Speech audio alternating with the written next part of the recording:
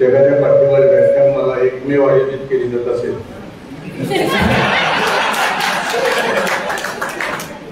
अशी मावळ शिक्षण प्रबोधन परिवाराची व्याख्यानमाला कष्ट न करताही घाम घालण्याची संधी देतात.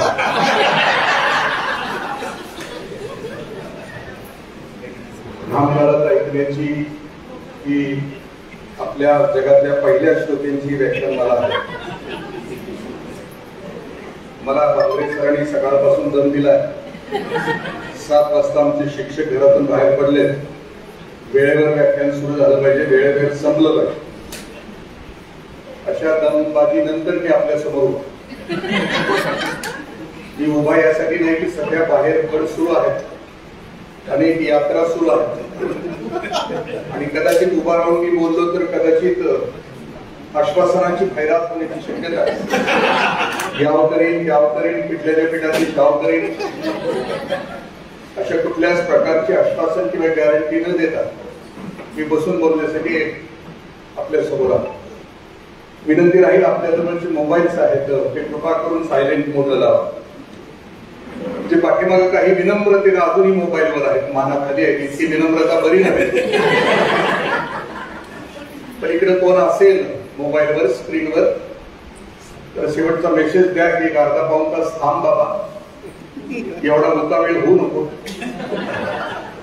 ज्याला मोबाईल बंद करायचं माहित नसेल त्याला एक लाल रंगाचं बटन आहे, त्याचं नरड दाबा. प्रतिकूल परिस्थिती आहे, म्हणजे पोटामध्ये भूक आहे आणि घामाच्या धारा, आणि अशा परिस्थितीत एकाग्रतेला ऐकण्याची खूप मोठी कसरत करावी लागणार. आणि त्याच्यात श्रोता वर्ग असा आहे की जो कधी स्वतः ऐकत नाही पण दुसऱ्याला आयुष्यभर ऐकवतो. अशा दुसऱ्याला ऐकवणाऱ्या माणसाला ऐकवायचं याच्यासारखी प्रतिकूल गोष्ट या जगामध्ये कुठली नसते. आणि ही पुणेकरांची खरं तर दुपारची वेळ आहे.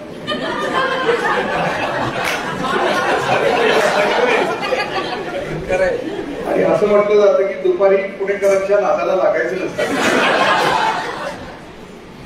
दरवाजा सुद्धा ठोठावायचा नसतो, अशी वेळ आहे. पण याच्या विरुद्ध चीनमध्ये भर दुपारी सगळं चीन अर्धा तास झोपतं, त्याला जादूची झटके असते. अशा स्थितीमध्ये आपण सर्वजण आहोत. आणि हे प्रबोधन केल्यानंतर माणूस बदलतो का, बदल होतात का याच्यावर आपला सगळ्यांचा विश्वास आहे की नाही माहित नाही. पण सुरेश भट असं म्हणतात की बोलून पाषाणाची दुनिया बदलली नाही, बहर इथे शब्दांचे मी नुसतेच उधळले होते. दुनिया पाषाणाची आहे, बदलत नाही. आणि महाराष्ट्रामध्ये एक वाक्य खूप परमनंट हे आहे, प्रवचनानं माणसं, कीर्तनानं माणसं सुधारत नाहीत आणि तमाशानं बिघडत नाहीत. या दोन्ही वाक्यावर ठाम श्रद्धा असणाऱ्यांनी माणसं आहोत. तरी परंतु प्रबोधन या शब्दावर विश्वास ठेवून आपण सर्वजण जमलो. नवरा बायको दोघ जण एकदाच पेठेतून निघाले होते आणि त्या पेठेमध्ये एक मजेशीर पाटी होती. पाटी अशी होती की हे दुकान मंगळवारी बंद राहील आणि ज्याला वाचता येत नाही तरी शेजारच्या दुकानामध्ये विचारा की दुकान मंगळवारी बंद राहील, ज्याला वाचता येत नाही तरी शेजारच्या दुकानात विचारा. नवरबाला बायकोच्या खुंड्यावर हात ठेवला आणि तिला पाटी वाचून दाखवली. तिने वाचल्यानंतर ती म्हटली, ह्याच्यात हसण्यासारखं काय? लग्न झाल्यानंतर आपल्या सगळ्यांचाच अनुभव असाच आहे. लग्न झाल्यानंतर शक्यतो माणसं कमी हसतात.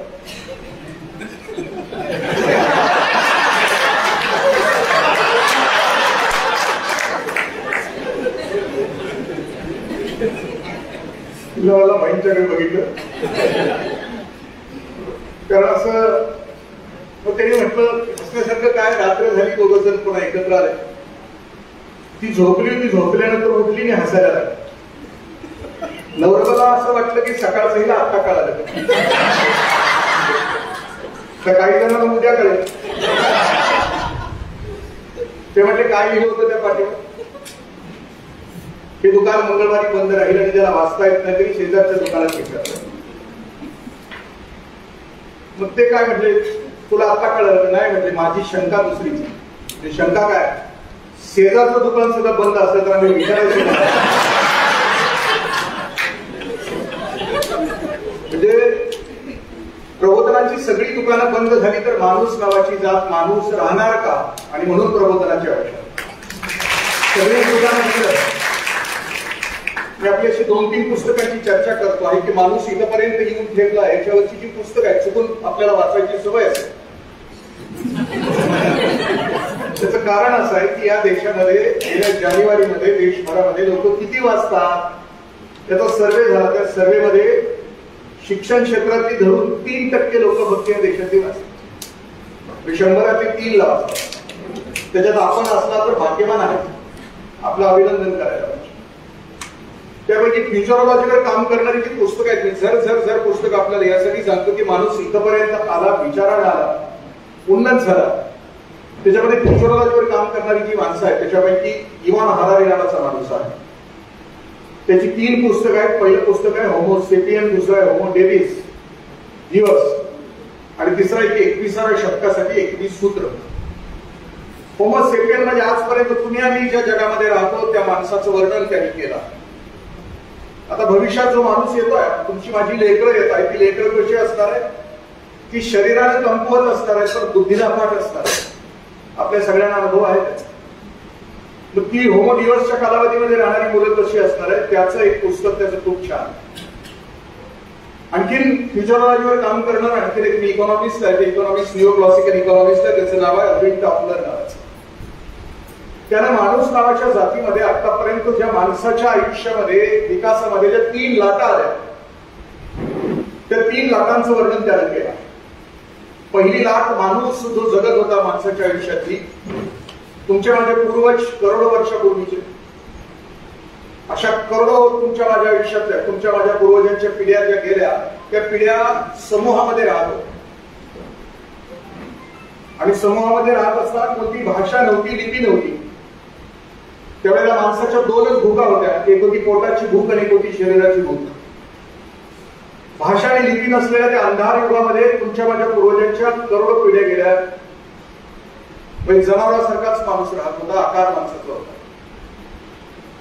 भाषा सुरू झाली, लिपी सुरू झाली, कुटुंब व्यवस्था सुरू झाली, नागरिकत्व आलं, विज्ञानाचा विकास सुरू झाला आणि 1990 पर्यंत दुसरी लाट आली. त्या दुसऱ्या लाटेमध्ये माणसावर व्यक्ती आणि कुटुंबाचा प्रभाव 1990 पर्यंतची जी लाट, तो असं म्हणतो की व्यक्ती तिच्या घडण्यामध्ये कुटुंबाचा आणि समाजाचा प्रचंड सहभाग होतो. म्हणजे मी स्वतःचा विचार करतो, मी लहान असताना जरी देशमुखाचा होतो, आमदाराचा होतो, आणि मी गावात जर एखाद्याला शिवी दिली तर गावातला कुठलाही माणूस मला मारू शकत होता, तो कुठलाही असला तरी, कारण मी गावाची प्रॉपर्टी होती. कारण गावाला वाटत होतं की मी गावाचा आहे. म्हणजे माझ्यावर प्रभाव होता तो कुटुंबाचा होता, समाजाचा होता. 1990 नंतरची तुमची माझे विकास आता सुरू आहे की ज्या युगामध्ये आम्ही राहतो आहोत त्याला खाऊच्या नावाची संस्कृती असं म्हणतात. खाजगीकरण, उदारीकरण आणि जागतिकीकरण याच्यामध्ये घडलं असं की माणूस एकटा होत गेला. 1990 पर्यंत माइंड आणि मॅटरवर आमचा प्रभाव, आम्ही माणसं जगत होती ती मनावर पण प्रेम करत होती आणि वस्तूवर पण प्रेम करत होती. 1990 नंतर बायर्स मार्केट झालं, कर्ज उपलब्ध होऊ लागली, पैसा येऊ लागला. ते अंगावर आपण स्प्रे मारतो त्याला काय म्हणतात, लिओ. ते खरं तर तिकडे माणसं आंघोळ करत नाहीत 8-8 दिवस म्हणून ते मारायचं असतं. पण ते आलंय आपल्याकडे तर टीव्ही सांगतो म्हटल्यानंतर आम्ही वापरलंच पाहिजे म्हणून दुसऱ्यावर इम्प्रेशन मारण्यासाठी आपण वापरतो. तो असं म्हणतो की 1990 नंतर सगळ्यात जास्त जर उत्पादन देणारी इंडस्ट्री जगामध्ये कोणती असेल तर ती सौंदर्य प्रसाधनाची इंडस्ट्री. म्हणजे लिपस्टिक आणि डिओ हे वाड्या वस्त्यावर सुद्धा येऊन पोहोचलं. वस्तूवरचं प्रेम वाढू लागलं आणि माणसाचं मनावरचं प्रेम कमी झालं. आणि आम्ही त्या युगामध्ये आता राहतो. आणि याच्यापेक्षा आता तुमच्या माझ्या पोटी जन्माला आलेली जी लेकरं असतील, नातू असतील, ते 2050 साली ज्यावेळेला तरुण होतील त्यावेळेला त्यांच्यासाठी जग मोठं भयानक असतं. त्या जगाची तयारी करण्यासाठी बाप, पालक, आजोबा म्हणून आपल्याकडे काय असतं, म्हणजे माणूस म्हणून आपण विसरत निघालो त्याची तयारी. यासाठी म्हटलं की काँग्रेसवर म्हटलं की कुठला विषय घ्या. मी म्हटलं बसायदान वगैरे घ्या, ते नाही म्हणले. काँग्रेसरांना सोपी गोष्ट अवघड करून टाकण्याची खूप सवय असते. हा विषय एकदम अवघड करून टाकला. म्हणजे आता आम्ही राहत आहोत 1990 पर्यंत हम दो हमारे दो बाप आप फेक दो, आणि आता हम दो हमारा एक बजाज, आणि म्हणून महेश मांजरेकरांना जुना फर्निचर नावाचा चित्रपट काढावा लागला. आणि त्या युगात तुम्ही आणि पण असणार आहे. एक बाप आपल्या मुलाच्या विरुद्ध आईचा खून केला म्हणून केस करतो आहे त्या चित्रपटात. म्हणजे आम्ही त्या युगामध्ये येऊन ठेपलेलो आहोत. म्हणजे माणसाचंच पिल्लू ते पिल्लाच्या बापाला विसरून जातात. जनावर सुद्धा आपल्या बापाला विसरत नाही. आणि माणूस जर बापाला विसरत असेल, तो जर कोणताही मोठा अधिकारी असेल आणि आईच्या आजारपणामध्ये येत नसेल तर तो विचार करा. 10 वर्षापूर्वी चेन्नईमध्ये सुजित कुट्टन नावाचा मुलगा 12वी मध्ये धावण्याच्या स्पर्धेमध्ये तो पहिला. ज्या दिवशी त्याची धावण्याची शेवटची स्पर्धा होती त्या दिवशी त्याचा वडील आयसीयू मध्ये शेवटचे श्वास मोजत होते. इकडं लेकरानं धावण्याच्या स्पर्धेतली रेषा ओलांडली आणि इकडे बापानं शेवटचा श्वास घेतला. आणि त्यावेळेला संपूर्ण चेन्नईमध्ये जवळजवळ 100 पेक्षा जास्त पालकांच्या सभा झाल्या. आणि त्या सभांच्या मध्ये विषय होता की सुजित कुट्टननं त्यावेळेला कुठं असायला पाहिजे. बापाचा शेवटचा श्वास घेतला जातो तिथं असायला पाहिजे होतं का सुजितनं मैदानावर असतं. आम्ही तिथपर्यंत म्हणून माणूस म्हणून जगण्यासाठी आकार माणसाचा आपला आहे, पण आतमध्ये आमच्या कोण नांदतात आणि तिथं कोण नांदायला हवं याविषयी आपल्याला. आणखीन मी काही विचारवंतांच्या गोष्टी मी आपल्याशी नंतर शेअर करतो. पण माणूस ही निसर्गाच्या फॅक्टरीतली सगळ्यात शेवटचं मॉडेल आहे. इथं थांबलंय. याच्यानंतर नवीन मॉडेल नाही येत आहे. उत्क्रांतवाद किंवा क्रमविकासाच्या सिद्धांतानुसार माणूस हे निसर्गाच्या फॅक्टरीतलं शेवटचं मॉडेल आहे. याच्यानंतर मॉडेल तयार नाही येत. आपल्याला त्या उत्क्रांतवादामध्ये असं शिकवलं की माणसाच्या शरीरातला नको असलेल्या ज्या गोष्टीचा ज्याचा उपयोग होत नाही अशा गोष्टी गळून पडतात आणि तो परिपूर्णतेकडे जातो. केसाचा काही उपयोग नाही पण तरी आहे आपल्या डोक्यावर आहे. माकड हार तसंच शिल्लक आहे पाठी. मग हे उत्क्रांतीवादाची काही अवशेष शिल्लक आहे. पण काही जणांची डोक्यावरची केस गेलेली आहेत जाण्याची, म्हणजे ते चिन्ह आहे की बाबा भविष्यात आपल्या डोक्यावरची सुद्धा जाणार आहे. पण ज्यांच्या डोक्यावरची गेलेली आहेत केस त्यांनी वाईट वाटून घेण्याचं कारण नाही. कारण केस डोक्यावर नसली त्याचा एक फायदा असतो आणि 2 तोटे असतात. फायदा एक असतो की बायको डोक्यावर बसण्याची शक्यता नसते, आणि तोटे 2 असतात की तोंड धुताना नेमकं कळत नाही की कुठपर्यंत. आणि 12व्या आणि 12ऱ्याला नाम ओढताना कळत नाही की ही रेषा पाठीमागून कुठपर्यंत ओढावी नाम ओढताना लागतं. मी असं म्हटलं की क्रमविकासाच्या सिद्धांतानुसार आपण माणसापर्यंत येऊन पोहोचतो. आणखी एक गोष्ट आहे की माणूस हा असणारा सुद्धा आहे. जे अजूनही चौकोनी चेहऱ्यावर बसले त्याला विनंती आहे चुकून भविष्यामध्ये एखादा जोक झाला तर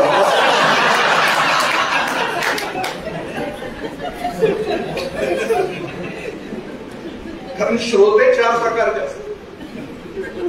कनिष्ठ प्रकारचा श्रोता ते आलेलं असते, येऊन बसलेलं असते, निवांत बसलेलं असते, काही देणे घेणं नसते, मोबाईलवर बघू नका म्हटलं तर ते बघत असते. त्याचा ह्या सभागृहाशी काही संबंध नाही. मुख्य सरच का बोलले, ह्यालाच का व्यासपीठावर बसवले, ह्या चौघाच्या हस्ते का सत्कार केला, ते ह्यांच्या जवळचे आहेत का त्यांच्या जवळचे आहेत का. अख्ख्या सभागृहात शेवटपर्यंत त्यांचं लक्ष नसतं. ते येऊन बसलेले आहेत. कदाचित त्यांना कोणाला तरी तोंड दाखवायचं असतं. कारण आलोय जरूर तुझ्यावर उपकार.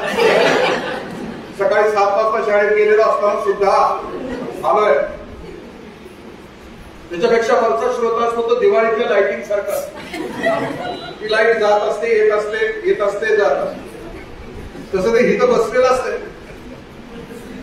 हसलं की तेवढं सभागृहात आहे. वक्ता मोठ्यानं बोलला की तो सभागृहात आहे.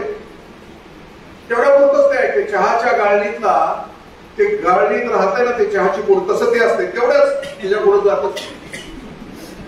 त्याच्यापेक्षा वरिष्ठ श्रोता असतो तो ऐकतो, मनापासून ऐकतो, असं टक लावून बघ. वक्त्याला वाटते माझा अगदी भक्तच आहे. आणि व्याख्यान झालं आणि खाली जाऊन त्याला विचारलं की कसं काय होतं व्याख्यान, ते म्हणजे चांगलं होतं. काय सांगितलं वाटतं, चांगलं होतं. मुद्दे सांगतात. विवेकानंदांचं एकदा भाषण होतं इंग्लंडमध्ये, चर्च मध्ये होतं आणि व्याख्यानाचा विषय होता त्याग. स्वामीजींचं भाषण जबरदस्त पर्सनॅलिटी, ओज, तेज, ऑरा ज्याला आपण म्हणतो, प्रचंड प्रभावी ऑरा. भाषणामध्ये लय, ताकद, क्षमता, प्रभाव प्रचंड. भाषण त्यागावर होतं. इतकं प्रभावी होतं की त्या क्षणाला भाषण संपल्यानंतर स्वामीजीने एखाद्याला मान मोडून मागितली असेल तरी ती गेली उडून. भाषण संपलं, श्रोते बाहेर निघून गेले. स्वामीजी सगळ्यात शेवटी सभागृहाच्या बाहेर पडले. बाहेर श्रोत्यांच्या मध्ये भांडणं होती, चप्पल तुझी कमाल. त्यागावरचं भाषण ऐकून मी प्रवचनालाही जातो. प्रवचन संपल्यानंतर भक्तगण पाया पडायला येतात महाराजांच्या. त्याचा अर्थ असा, एक तासभर जे तू काय सांगितलं असशील ते तुझ्या पायावर ठेवून तुझा आमचा संबंध काय नाही. जे काय जगायचं आहे, वागायचं तू वा. आम्ही ऐकलोय, आम्ही निघालो. तुम्ही तशा प्रकारचे श्रोते नाही आहात याची मला खात्री आहे. आणि सगळ्यात उत्कृष्ट श्रोता त्याला असं वाटतं, कल सुना आज बना. कारण तो स्वतःला घडवत असतो. क्रमविकासामध्ये माणसाच्या आयुष्यामध्ये परिपक्वतेकडे वाटचाल असते, मॅच्युरिटीकडे वाटचाल असते. पिकलिया सेंद कडू पण गेले असते तो बरा. सेंदाड पिकल्यानंतर त्याचा हिरवटपणा निघून जातो.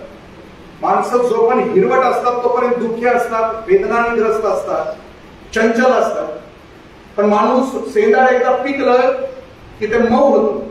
सेंदाड एकदा पिकलं की ते गोड होतं, त्याचा रंग बदलतो आणि त्याला सुगंध येतो. प्रबोधन किंवा आतून प्रगल होत जाणं, आतून मॅच्युरिटीकडे जाणं ही माणसाच्या आयुष्याची क्रमविकासाची एक अपरिहार्य. पण जो स्वतःला थांबवतो तो तिथंच थांबत राहत असतो. उत्कृष्ट श्रोत्याविषयी मी मला शिकवतो. आपला विषय माणूस म्हणून जगण्याचा. निसर्गाच्या फॅक्टरीतला माणूस हा शेवटचं मॉडेल आहे. त्याच्यानंतर निसर्गाने पुढचं मॉडेल नाहीये तयार. योगी अरविंदांनी एकाच खोलीमध्ये 37 वर्ष तपश्चर्या केली. पांडेचेरीला आपण कधी गेला तर त्या खोलीमध्ये आपल्याला जाणवतं की एका महापुरुषाने या एकाच खोलीमध्ये 37 वर्ष तपश्चर्या. व्हायब्रेशन्स म्हणजे आपण जिथं असतो तिथं आपली व्हायब्रेशन्स असतात. आता आपली व्हायब्रेशन कशी असतील आपल्याला माहिती, आपल्या सगळ्याला माहिती. म्हणजे संतांच्या विषयी असं म्हटलं जातं की ते चालते ज्ञानाचे बिंब, तयाचे अवयव ते सुखाचे कोंब, याला माणूस पण ते भांत लौकिक भागाचा. म्हणजे संत ठिकड जाती किंवा ते जसं असते तसं ज्ञानाचं बिंब म्हणून जात असते. तयाचे अवयव ते सुखाचे कोंब. म्हणजे संतांच्या चेहऱ्यावर एक प्रसन्नता असते, कायम प्रसन्न. तो त्यांचा आहार असतो. मी मगाशी म्हणतो त्यांच्या आत प्रसन्नता असते, शांतता असते. आमच्या आत जे असतं ते आमच्या चेहऱ्यावर असतं. मी मगाशी म्हटल्यासारखं आमचा चेहरा कायम 12 वाजता 4 एरंडेलच्या बाटल्या पिल्या. विवेकानंद असं म्हणतात, शिक्षकांच्या बाबतीत सुद्धा लागू आहे की तुमचा चेहरा ज्या वेळेला नाराज असेल त्यावेळेला घराच्या बाहेर नका पडू. कारण दुःख हा संसर्गजन्य रोग आहे. आणि दुःखी असताना, निराश असताना समाजात नका जाऊ, कारण तुम्ही समाजामध्ये दुःख पसरवा. स्वामीजी असं म्हणतात की ज्या वेळेला तुम्हाला समाजात जायचंय, लेकरांच्या समोर जायचं, त्यावेळेला चेहऱ्यावर प्रसन्नता तरच तुम्हाला जाण्याचा अधिकार आहे. आपला योगी अरविंदांनी त्या पराशक्तीला अशी विनंती केली की एक नवा माणूस तयार की ज्या माणसाचं हृदय विशाल असेल, व्यापक असेल, आनंदी असेल, असा एक नवा माणूस कर की ज्याच्या हृदयामध्ये विष नसेल, ज्याच्या हृदयामध्ये अमृत असेल, असा माणूस तयार कर म्हणून विनंती केली. मग त्या पराशक्तीने सांगितले की नाही, हा शेवटचं मॉडेल आहे, याच्यानंतर नवीन मॉडेल तयार करणार नाही. कारण याच मॉडेलमध्ये व्यवस्था निर्माण केली आहे. संतत्वाची याच मॉडेलमध्ये व्यवस्था केली आहे की गुंतवणुकीची. फक्त तू ठरवायचंस की तुला कुठल्या बाजूला जायचं. म्हणजे शेवटच्या मॉडेलकडे जात असताना, जनावरापासून माणूस तयार होत असताना जर निसर्गाची फॅक्टरी बघितली तर निसर्गाच्या फॅक्टरीमध्ये अमिबापासून माणसापर्यंत येत असतानाची जनावर आहे. त्या जनावरांच्या मध्ये माणसामध्ये नेमका फरक कोणता? जनावरांमध्ये 4च क्रिया घडतात अखंड आयुष्यभर: आहार, निद्रा, भय आणि मैथुन. म्हणजे जनावरांना खायचं कळतं, झोपायचं कळतं, संध्याकाळ नाही, भीती आणि मैथून या चारच गोष्टी असतात. आहार माणसाच्या बाबतीमध्ये सांगण्याची आवश्यकता नाही. आपलं मॉडेल आहे शाकाहारी, पण आपण दोन्ही खातो. खाण्याबद्दल आपलं ऑब्जेक्शन अजिबात नाही, कुणी काही खावं याच्याबद्दल कुठं काय. पण मी परमार्थात गेल्यानंतर, मी 22व्या वर्षी मध्यंत सोडतो, मी खाऊन भागल्यानंतर आहार, कारण तिथं मला असं कळालं की मी एक कबीरांचा दोहा वाचला, घास खाकर मांस बढ़ाए उसकी उलटी निकले खाल, मांस खाकर मांस बढ़ाए उसका क्या होगा हाल. म्हणजे गवत खाऊन ज्या बोकडाच्या अंगावर चरबी चढते त्याची सालटी खाटी उलटी काढतो, मग मटण खाऊन ज्याच्या अंगावर चरबी चढेल तो मरताना कसा मरेल असं मी नाही म्हणत. कबीर असं म्हणतात की मरताना बोकड कसं तडफडून नेलं तसं मरेल, कोंबडी जशी तडफडून नेलं तसं मरेल. आहार जनावरांच्या मध्ये आहार, शाकाहारी प्राणी असेल तर शाकाहार करतो, मांसाहारी प्राणी असेल तर मांसाहार. शेळी आणि वाघामधला आपण फरक जाणून घेऊ. शेळी शाकाहारी आहे, वाघ मांसाहारी. शाकाहार आणि मांसाहारामध्ये फरक कोणता? शाकाहारी प्राण्याला सुळे नसतात, मांसाहारी प्राण्याला सुळे असतात. शाकाहारी प्राण्याला घाम येतो, मांसाहारी प्राण्याला घाम येत नाही. तपासून बघा, आज आता संधीच आहे. शाकाहारी प्राण्याचं आतडं लांब असतं, मांसाहारी प्राण्याचं आतडं कमी असतं. मांसाहारी प्राणी एकदा खाल्ल्यानंतर शक्यतो भूक लागेपर्यंत खात. शाकाहारी प्राणी दिवसभर चलत असतो.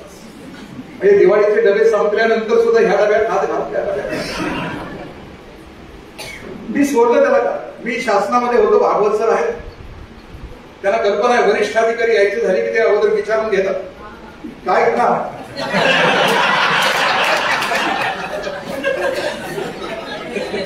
आणि मग आमच्या रेस्ट हाऊस मध्ये आमच्या पंक्ती असते, शाकाहारी पंगत वेगळी असते, मांसाहारी वेगळी असते. शाकाहारी पंगत कमीची असते, तिघं चौघं मांसाहारीची मोठी असते.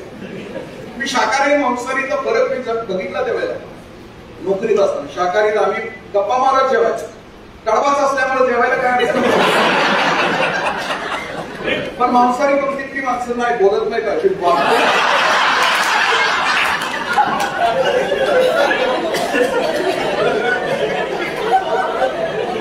शाकाहारी पंक्तीच्या माणसाला जर सांगितलं थांब अर्धा तास, रावसाहेब यायचंय थांबू शकताय, पण मांसाहारी पंक्तीचं ताट वाढून झालंय.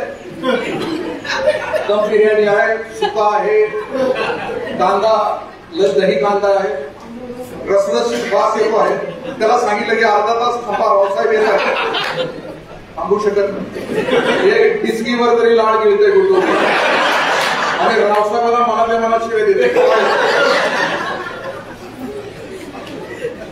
एकदा सुरू झाला प्रवास, खाण्याचा सुरू झाला प्रवास, शाकाहारी पंगत. मांसाहारी पंक्तीत पहिल्यांदा 2 घास खाल्ले की नाकावर दवबिंदू येत, पुन्हा हे असं पुसायला सुरुवात. वरचा सगळा माल पातळ झाला की 2च आवाज अखंड जेवण संपेपर्यंत असतो. एका हातात रुमाल सुर, आणि याला एक वाईट सवय असते. मांसाहारी ताट समोर आलं की पहिल्यांदा रश्याच्या वाटेत हात घाल आणि संशोधन सुरू कर. त्या टर्किश डाव्याचे तुकडे किती, कोंबड्या किती, तुकडे किती, नळ्या किती. एकदा नळी ह्याच्या हाताला लागली की ह्याच्यासारखा आनंद जगण्यात नळी हातात आली की ते ताटात असं वाजवते, ताट बोलतंय का काय, ताटात परत हे तोंडात घेत, तोंडात 5 मिनिटं संघर्ष करतो. इंद्रदेवाला वाटतंय आता हे आसन माझं डळमळीत करतोय का. प्रचंड एकाग्रता. पतंजली योगशास्त्रामध्ये संप्रज्ञान समाधी किंवा संप्रज्ञान समाधीचं वर्णन केलं, त्यापैकी ही समाधी कुठली अजून कोणाला लिहिता आली की नाही. प्रचंड एकाग्र. एकदा त्या इंद्रदेवाला वाटलं की हे माझी जागा घेतय का, म्हणून अमृताचा कुंभ घेऊन पुढे आला. याचा संघर्ष सुरूच होता त्या नळीशी. ते म्हणजे ते बाजूला टाक, अमृत आणलंय, ते त्याला म्हणते अमृत बाजूला टाक, हिची चौकी. मी सोडलंय का आहार खाण्याबद्दल आपला विरोध, निवांत खात ना, खाणाऱ्याच्या बदल खाण्यासाठी जन्म आपला त्यांच्यासाठी. आहार मी आपला विषय चालला होता की जनावरांच्या मध्ये जसं मॉडेल आहे तसं खाल्लं जातं. आपण कुठला आहार घेतो ना. निद्रा, जनावर रात्री संध्याकाळ झाली की झोपतात, संध्याकाळ झाली की आपापल्या घरच्या जातात. पशुपक्षी नवरात्रीमध्ये, गणेशोत्सव मध्ये किंवा आणखी कुठल्या सणामध्ये डॉल्बी लावली, लगीन ठरलं या, टकोर फिरलं या, याच्यावर कुठं रात्र जागवली जात. आहार, निद्रा बाहेर पाहिजे. जनावरांपेक्षा माणसामध्ये आणखी विकास आहे. कोणता विकास झाला असं म्हटलं जातं की जसं तुम्हाला शिक्षण पद्धतीमध्ये शिकवलं की पंचकोश विकसनाचं शिक्षण असतं किंवा व्यक्तिमत्व विकासामध्ये 5 प्रकारच्या व्यक्तिमत्वाचा विकास असतो. शारीरिक विकास, मानसिक विकास, भावनिक विकास, बौद्धिक विकास आणि आध्यात्मिक विकास. हा 5 सांगितला. हा पंचकोशाशी निगडीत आहे. पंचकोशामध्ये असं सांगितलं की जनावराला 3 कोश असतात. अन्नमय कोश, प्राणमय कोश आणि मनोमय कोश. 3च कोश. आहार, निद्रा, भय, मन थोडस असतं. माणसाला मात्र 5 कोश. शेवटचं मॉडेल माणूस म्हणून प्राणी जन्माला घालताना निसर्गानं किंवा ज्यांनी कुणी जन्माला घातलं त्यानं खूप मोठा विचार करून शेवटचं मॉडेल जन्माला घातलं, फायनल मॉडेल. तर माणसाला 2 कोश जादा दिले. एक आहे विज्ञानमय कोश आणि एक आहे आनंदमय कोश. जे जनावराला नाही दिलं ते माणसाला दिलं. व्यवहारिक जगामध्ये सुद्धा आपण बघितलं तर एखाद्या इंडस्ट्रीचा मालक आपलं नवीन प्रोडक्ट तयार करत असताना जुन्या प्रोडक्ट पेक्षा नवीन प्रोडक्ट मध्ये ज्यादा काही फॅसिलिटीज देतो. तो यासाठी देतो की आपल्या ग्राहकाला समाधान मिळेल. मारुती 800 पेक्षा मारुती झेन सोपी आहे, मारुती झेन पेक्षा मारुती ब्रेन्झा सोपी आहे, मारुती ब्रेन्झा पेक्षा पुढच्या ज्या गाड्या आहेत त्याच्यापेक्षा सुपिरियर. कारण मारुती कंपनीच्या मालकाला त्याचं नवीन मॉडेल तयार करत असताना तो इव्हॉल्युशन करतोय, विकास करतोय. बजाज नावाची पूर्वी त्यावेळी पूर्वी एक स्कूटर होती, आपण सगळ्यांनी वापरली असेल, प्रिया, चेतक, सुप्रिया अशा गाड्या. त्यावेळेला बजाजची कुठलीही स्कूटर चालू करायची झाली तर ती वापरी करून चालू करावी. आणि त्यावेळेला असा एक पीजे पण होता, जोक पण होता, कोर जोक पण होता की चुकून भविष्यामध्ये बजाजनं जर विमान काढलं तर ते सुद्धा चालू करताना वाकडेच करून चालवतात. तो पीजे होता. पण ज्या कंपनीतून तुमचं माझं मॉडेल तयार झालंय, माणसाचं मॉडेल तयार झालंय, त्याच्यामध्ये कोणताही फॉल्ट नाही. कारण कबीर असं म्हणतात की झिनी झिनी रे चदरिया झिनी 9-10 मास बुलंद बोला. कबीरदास असं म्हणतात की माणूस जन्माला घालत असताना तो निसर्ग, तो देव आईच्या पोटामध्ये बसला आणि 9-9.5 महिने तुमच्या माझ्या देहाची चादर घेतली. परफेक्ट. आणि मग तो बाहेर. मी कधीतरी भ्रष्टाचाराविषयी बोलत असताना असं म्हणतो की थोडासा ताकद चुकला असता, तुमच्या माझ्या देहाची चादर विणत असता, थोडासा भ्रष्टाचार केला असता, डोळे असून काय झालं असतं, कान असून काय झालं असतं, तुमची माझ्या देहाची चादर विणत असताना, भ्रष्टाचार करत असताना थोडासा त्याला दिसावा घेतला असता, जीव असून काय झालं असतं. मॉडेल बनवलं ते परफेक्ट मॉडेल. 65,000 कोट विटांचं मॉडेल बनवलं. 65,000 कोट पेशींचं मॉडेल माणूस नमस्कार. आणि या मॉडेलमध्ये सगळ्या प्रकारचं परफेक्शन येतं. आणि हे परफेक्शन येत असताना आणखीन परफेक्शन कडे जावं माणसाला. हा माणसाच्या तुमच्या माझ्या आयुष्याचा विचार त्यांनी निसर्गाने केला.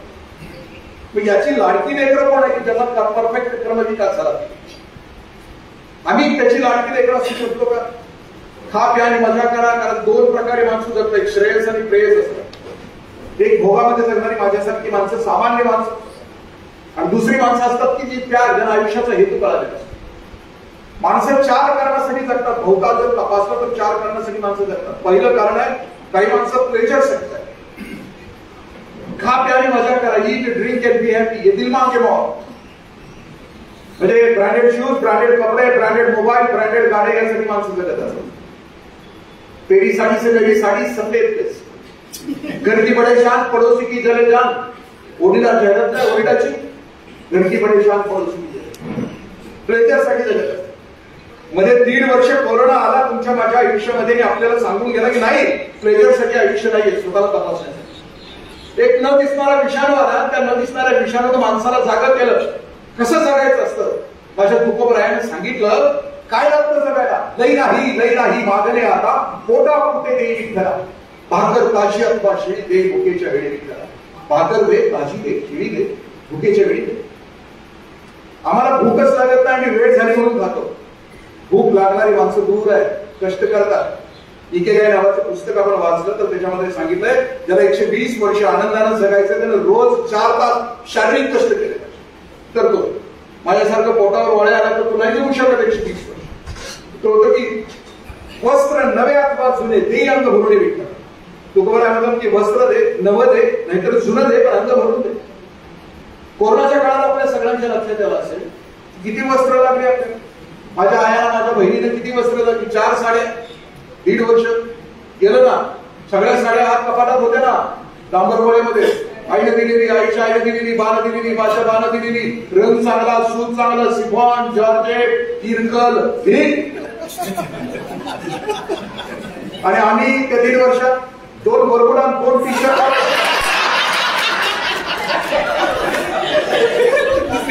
वस्त्र नवे अथवा जुने तेही अंग भरून गेले. पण दम निघलाय का आपल्याला. जसा कोरोना गेला तसा डांबरगोळ्याचा पास सगळी तुका म्हणे नका करू पाया पडतात. सगळ्याला काही लागत नाही, पण आम्ही जे जगतो ना ते प्लेजरच्या पलीकडचं पुढं असते. म्हणतात की काही माणसं पॅशन साठी.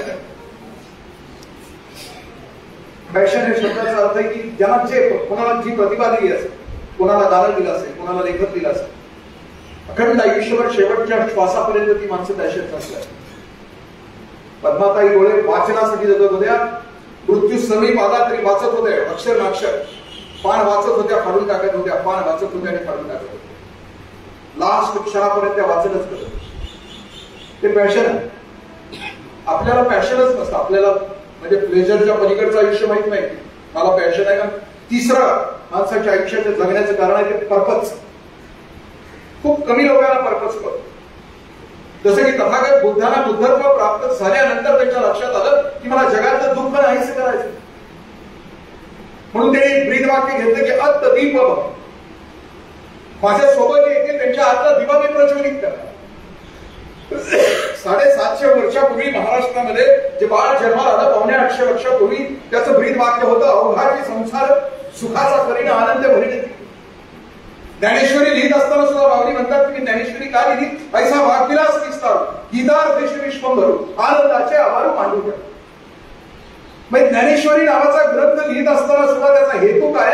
मला या विश्वाच्या भोवती एक कुंपण घालायचं आणि त्या कुंपणाच्या आत त्या सगळ्यांना मला आनंदी करायचं.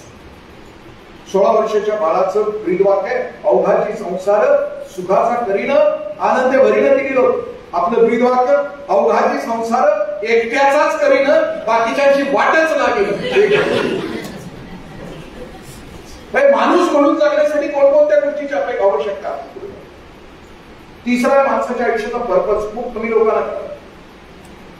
बाबा आमचे असतील, माझे ज्योतिराव फुले असतील, सावित्रीबाई फुले असतील, आयुष्याचा हेतू कळत. या 3.5 हाताच्या देहाने मला आयुष्यभर काय करायचं, कसं जगायचं, आयुष्याचा परिपूर्ण हेतू त्यांना कळाला. म्हणजे माझ्या मृत्यूच्या अगोदर 15 दिवस अनिल अवचट सरांनी एक व्हॉट्सअप युनिव्हर्सिटीमध्ये पोस्ट टाकली होती की मी निघून गेल्यानंतर माझ्या विषयी एकच वाक्य फक्त बोला. माझा विषय निघाला तर अनिल अवचट हा माणूस म्हणून जगला. एकच वाक्य त्यांनी विचारलं. माणूस म्हणून जगणं हा त्याच्यासाठी कोणती गुणवत्ता आहे, कोणते क्रायटेरिया. आयुष्याचा अर्थ पर्पज समजण्याचा. पर्पज समजत असताना काही बुद्धीची आवश्यकता आहे. लास्ट आहे की हॅपीनेस. चौथा कारण आहे माणसाच्या जगण्याच्या वाढीचा आनंद. आयुष्याच्या शेवटपर्यंत मी आनंदी राहणार, अखंड पॉझिटिव्ह राहणार, सकारात्मक राहणार, एकदाही निगेटिव्हिटी माझ्या आयुष्यामध्ये नसणार. अखंड पूर्ण पॉझिटिव्हिटी सकारात्मकपणे मी जगणार आणि आनंदी राहणार. आम्ही आता आलो माणूस म्हणून जगण्यासाठी काही बुद्धिमत्ता सांगितली. संत साहित्यामध्ये मी आता पुढची जी वर्णन करतोय की त्या संत साहित्यामध्ये अशा प्रकारच्या बुद्धिमत्ता नसणं आणि अशा प्रकारच्या बुद्धिमत्ता असणं म्हणजे तो माणूस म्हणजे मनुष्यत्वाकडे निघाला असेल. कोणकोणत्या प्रकारच्या बुद्धिमत्ता माणसामध्ये आहे. तो तसा असेल तर तो त्या जनावराप्रमाणे जगतो असं समजा. पहिल्या प्रकारची बुद्धिमत्ता आहे बेडकाची बुद्धिमत्ता. मी आता हे जे वर्णन करतोय पुढं ते वर्णन चुकून कुणाला लागू करत तर तो योगायोग समजा. ती त्या जनावराची बुद्धिमत्ता ती जर आपल्यामध्ये असेल तर आपण माणूस नाही आहोत. पहिल्या प्रकारची बुद्धिमत्ता आहे त्याला म्हटलं की बेडकाची बुद्धिमत्ता. त्या बुद्धिमत्तेची माणसं असतात कशी, माझं तेच खरं, मीच शाणा, मीच अंतिम, मला जे कळतं ते कोणालाच कळत नाही, त्यामुळे माझ्या म्हणण्यानुसारच जगायचं. पालकत्वामध्ये हुकुमशा प्रकारचा पालक याला म्हटलं. जे घरात हे पालक असतात माझंच खरं, मग याच्यामध्ये तो पण असू शकते आणि ती पण असू शकते. कोणाचा घरात प्रभाव जास्त आहे त्याच्यावरती अवलंबून आहे. आपल्या घरात कोणाचा आपला आपण ठरवून घ्या, कारण लग्न हा एक असा किल्ला आहे की त्याच्या बाहेर असणारे आत जाण्यासाठी धडपडतात आणि आत असणारे बाहेर जाण्यासाठी कोणी म्हणतात. विवेकानंदांच्या 11 सप्टेंबरच्या भाषणामध्ये या बेडूक प्रकारच्या माणसांचं वर्णन विवेकानंदांनी केलं. 11 सप्टेंबरच्या भाषणामध्ये विवेकानंद भाषणाची सुरुवात करत असताना बंधू आणि भगिनी करतात. त्याच्या अगोदरचे सगळे वक्ते करतात जंटलमन, सभ्य ग्रहस्थ हो. आमचे आचार्य अत्रे सुद्धा करायचे, सभ्य ग्रहस्थ हो. एक इरसाल द्यायला ओरडलं हो, अत्रे म्हणजे तू सोडून. पण स्वामीजींनी पहिल्यांदा लटकावलं जगात, तुम्ही कुठल्याही धर्माचे असाल, तुम्ही माझ्या बहीण भाऊ. एकमेव माणूस होता की परधर्मातल्या लोकांना सुद्धा बंधू आणि भगिनी म्हणत होता. आणि मग पुढचं जे 7 मिनिटाचं भाषण आहे त्या भाषणामध्ये स्वामीजी असं म्हणतात की नका, माझा धर्म श्रेष्ठ नका, मीच म्हणजे अंतिम नका म्हणू. मानवी जीवनाच्या विकासासाठी धर्म आहे, आंतरिक विकासासाठी. आणि मग बेडकाच्या प्रवृत्तीचे नका हो म्हणून स्वामीजी त्या भाषणामध्ये एक उदाहरण देतात. समुद्राचा काठ आहे आणि समुद्राच्या काठाला एक विहीर आहे. भरतीच्या वेळेला समुद्रातलं एक बेडूक त्या विहिरीच्या काठाला, त्या समुद्राच्या काठाला जी विहीर आहे त्या विहिरीमध्ये ते बेडूक पडतात. विहिरीत एक ओरिजिनल बेडूक आहे, सोन्या बेडूक, कायम त्या विहिरीतच राहिले ते, विहिरीच्या बाहेर कधी गेलेलंच नाही. त्या बेडकाला आल्यानंतर पाहुण्या बेडकाला हे नवीन बेडकाला पाहून आता ओरिजिनल बेडूक त्या बेडकाला विचारते पाहुणं गाव कुठं, ते म्हणते समुद्रात. ते म्हणते नाही, समुद्र असतो म्हणजे केवढा असतो. आतल्या बेडकावर राग येतो, विहिरीपेक्षा काही मोठं नाही, त्याच्या डोक्यात कायम किडा आहे. मग ते बेडूक आहे ते या बाजूला येते, विहिरीच्या मध्ये उडी टाकते, म्हणते एवढा आहे का तुझा समुद्र. ते म्हणते नाही रे, लय मोठा आहे ते सागराचं बेडूक. पुन्हा या काठाला येते, या काठावर पुन्हा या काठाला उडी टाकते. ते म्हणते एवढा आहे का तुझा समुद्र. नाही म्हणते, त्याच्यापेक्षा खूप मोठा आहे. ओरिजिनल सोन्या बेडूक त्याला म्हणते नाही, या विहिरीपेक्षा जगात काहीच मोठं नाही, तू कुठं होतो. ही बेडकाच्या मनोवृत्तीची माणसं, माझंच खरं, मीच अंतिम, माझ्या पुढं कुणी नाही. म्हणजे वडगाव मावळच्या पलीकडं काहीच नाही, आम्हीच सगळे वडगाव असं नाही. एकदा गावातले गोविंदराव वैष्णोदेवीला जाऊन आले, हिमालयामध्ये जाऊन आले. आल्या आल्या गणपतरावला त्यांनी प्रश्न विचारला की गोविंदराव गेला होता, कसं काय प्रवास. म्हणले ओके. ते घाट बीट काय लागले, किती घाट लागले, खूप लागले. किती लागले, सगळ्या घाटांची नावं सांगितली. गोविंदराव वैष्णोदेवीला जाऊन आले ते 17व्या वर्षी जाऊन आले, 70 वर्ष. मग ते म्हणले हे सगळे घाट लागले, सगळ्या घाटामध्ये अवघड घाट कुठला. ते म्हणजे उंबर घाट. म्हणजे उंबर घाटाचं नाव तुम्ही नाही घेतलं, याच्यामध्ये आता सांगितलेल्या घाटाच्या नावामध्ये उंबर घाटाचं नाव नाही घेतलं. ते म्हणजे अरे राजा, ज्या घाटांची नावं मी आता सांगितली 2 महिन्यात जाऊन परत आलोय, 2दा घाट सोडून उतरून आलोय. पण उंबर घाट जो आहे तो ओलांडायला माझ्या आयुष्याची 70 वर्ष लागली. घराचा उंबरा ओलांडायला माझ्या आयुष्याची मला 70 वर्ष लागली. माझं तेच खरं, मी तेच खरं. दिस इज बेडकाच्या बरोबर. दुसऱ्या बुद्धिमत्तेची माणसं जी असतात त्याचं वर्णन केलं माशीच्या बुद्धिमत्तेची. माशीच्या बुद्धिमत्तेची माणसं, माशी विष्ठ्यावर पण बसते आणि मधावर पण बसते. या बुद्धिमत्तेची माणसं जी असतात ती इधर भी हाय आहे और उधर भी हाय. ती कीर्तनात पण असतात आणि तमाशात पण असतात, तिकडं पण तिकडं पण. एकदा तुमच्यात पण आणि एकदा तुमच्यात पण. तिकडे तुमच्याकडे संघ आणि समिती आहे का नाही माहित नाही, संघात पण समिती.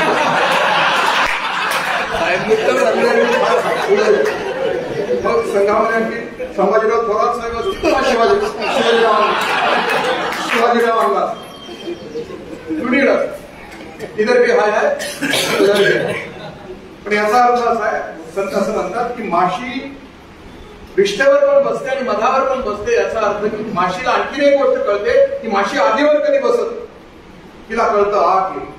मग संत असं म्हणतात की मग माशीनं बसायला कुठं पाहिजे, माशीनं बसायला पाहिजे मधावर. घट्ट रोवायला पाहिजे पंख, आणि त्या दिशेने आपला विकास करायचा. म्हणजे आपली बुद्धिमत्ता विकासाकडे, माणूस नावाच्या गोष्टीकडे प्रवाहित करत असताना त्या माशीच्या वृत्तीच्या